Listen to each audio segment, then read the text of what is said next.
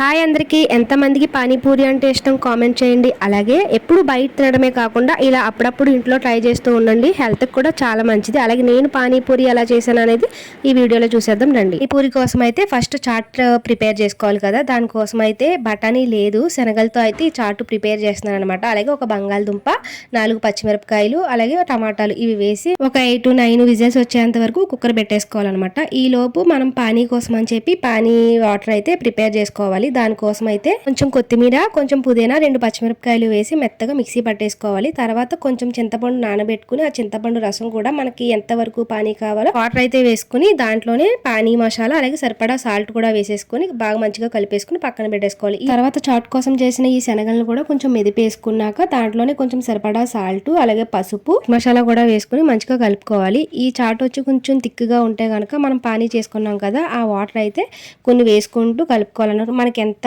Thickness వరకు కావాలో అంత చూసుకుంటూ అది కలుపుకోవాలి. పసుపు అయితే ఆప్షనల్ అనమాట, అంటే అది కలర్ కోసమే వేసుకోవాలి. కుక్కర్ పెట్టుకునేటప్పుడు పసుపు వేసుకుని కుక్కర్ పెట్టేసుకుంటే ఆ కలర్ అయితే ఎల్లో కలర్ లాగా బాగా కనిపిస్తుంది. ఇక్కడైతే నేను పసుపు వేసుకోలేదనమాట. అలాగే లాస్ట్ లో కొంచెం నిమ్మరసం కూడా వేసుకుని కొత్తిమీర వేసేస్తే చాట్ కూడా రెడీ అయిపోయింది. ఇప్పుడు ఈ చాట్ అయితే మనకు నచ్చినవి వేసుకుని మనకు నచ్చినట్టు ఈ చాట్ అయితే చేసుకోవచ్చు. అలాగే పానీపూరి కూడా చేసుకోవచ్చు అనమాట. టేస్ట్ అయితే చాలా బాగా వచ్చింది. మీకు ఎలా అనిపించిందో కామెంట్ చేయండి. అలాగే ఒకసారి ట్రై చేసి చూడండి, ఖచ్చితంగా చాలా బాగా నచ్చుతుంది. అలాగే ఈ వీడియో మీకు నచ్చితే ప్లీజ్ subscribe. Bye bye.